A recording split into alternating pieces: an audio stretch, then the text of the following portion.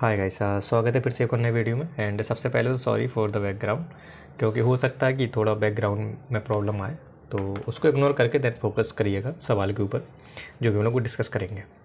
तो इस वीडियो में हम लोग कंप्लीट करने वाले हैं न्यूमेरिकल प्रॉब्लम्स, और न्यूमेरिकल प्रॉब्लम्स से हम लोग कुछ सीखेंगे कॉन्सेप्ट्स जो कि हम लोगों ने पहले पढ़ चुके हैं, और ऐसी प्रॉब्लम्स अगर आए तो कैसे डील करेंगे वो भी सारी चीज़ें हम सीख लेंगे।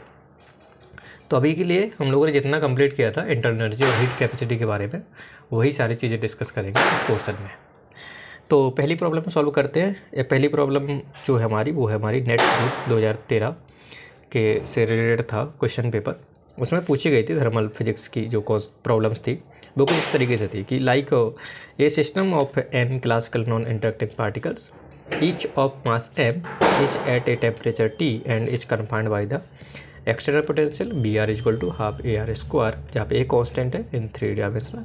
The internal energy of the system बताइए आपको। तो क्वेश्चन कुछ इस तरीके से था कि आपके पास एक मतलब बॉक्स है, 3D बॉक्स, जिसमें गैस पार्टिकल्स आपने भरे हुए हैं। उन गैस पार्टिकल का जो नेचर है वो नॉन इंटरेक्टिंग है, और जो सबका मास कितना m है, और कांस्टेंट टेम्परेचर पर T पे रखे गए हैं।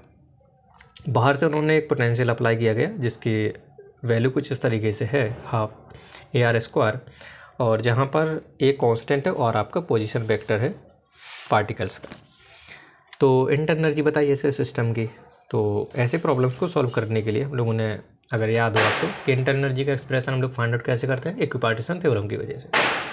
तो इक्विपार्टीशन थ्योरम की मदद अगर मैं लूँ तो इस प्रॉब्लम को सॉल्व करने का कुछ इस तरीके से मेथड होगा आपका कि मेरे को पता है कि नॉन इंटरेक्टिंग पार्टिकल्स थे तो पोटेंशियल वहाँ पे 0 था, बट बाहर से अप्लाई किया गया तो यहाँ पे एक पोटेंशियल एनर्जी का टर्म आएगा।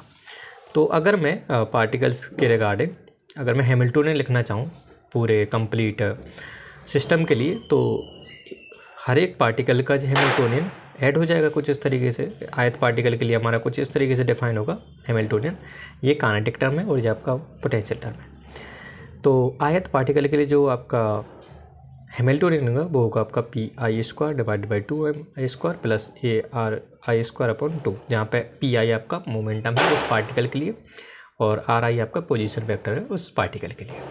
तो ऐसे आपके पास n पार्टिकल्स थे तो टोटल सिस्टम का हैमिल्टोनियन ऐसे हो जाएगा, हमारा कंप्लीट समेशन हो जाएगा सभी का।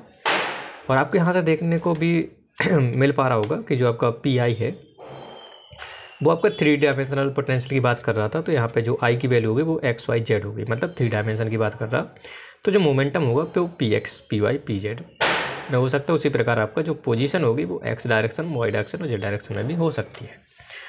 तो इस तरीके से अगर मैं कॉन्सेप्ट लगाऊँ कि पार्टीशन थ्योरम की, तो हैमिल्टोनियन का अगर एक्सप्रेशन मालूम है तो आपको पता था कि हैमिल्टोनियन में प्रेजेंट क्वाड्रेटिक टर्म्स की वजह से, हर एक क्वाड्रेटिक टर्म्स की वजह से हाफ केवीटी का कंट्रीब्यूशन था इंटरनल एनर्जी में। तो अगर मैं इसमें टोटल क्वाड्रेटिक टर्म्स देखूं तो आप लोग यहाँ से देख पा रहे हो कि आयत के लिए ये वाला टर्म्स जो है आपका मोमेंटम का क्वाड्रेटिक है और ये आपका पोजीशन का है। तो ये कंट्रीब्यूट करेगा पोटेंशियल वो काइनेटिक एनर्जी में, और ये कंट्रीब्यूट करेगा किसमें, पोटेंशियल एनर्जी के लिए। तो यहाँ से फॉर n पार्टिकल्स के लिए जो कंट्रीब्यूशन होगा वो होगा 3n, ठीक है। इसी प्रकार पोटेंशियल एनर्जी टर्म के लिए 3n क्वाड्रेटिक टर्म्स का कंट्रीब्यूशन होगा। कैसे कि जो आपका मोमेंटम है वो P X P Y P Z है, ये आयत पार्टिकल के लिए है। तो अगर एक पार्टिकल के लिए 3 मोमेंटम जैसे क्वाड्रेटिक टर्म्स बन रहे हैं, उसी प्रकार पोजीशन के लिए भी 3 क्वाड्रेटिक टर्म्स बनेंगे, तो टोटल 6 हुए। ये हो गया एक पार्टिकल के लिए। ऐसे कितने हैं, n है, तो हमारे पास हो जाएगा टोटल 6n, और प्रत्येक की वजह से हमारा जो कंट्रीब्यूशन वो कितना है, हाफ केवीटी। तो आपका आंसर आ जाएगा 3n केवीटी।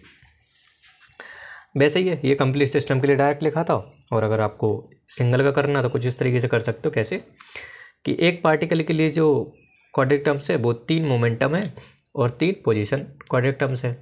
टोटल कितने हुए, 6 क्वाड्रेटिक टर्म्स, प्रत्येक की वजह से कितना है, हाफ केवीटी। तो एक पार्टिकल के लिए 3 केवीटी का इंटरनल एनर्जी में कंट्रीब्यूशन होगा।